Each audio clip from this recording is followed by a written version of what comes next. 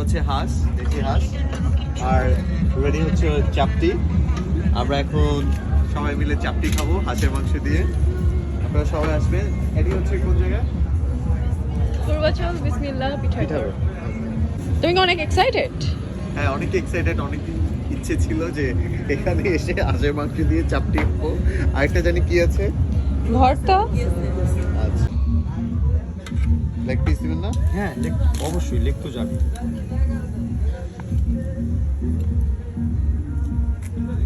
গিলা নাই গিলা? হ্যাঁ, গিলা আছে। একটা গিলা দিয়ে দেন। আচ্ছা, যখন আমরা ওখানে গিয়েছিলাম তখন প্রায় রাত 2টা বাজে।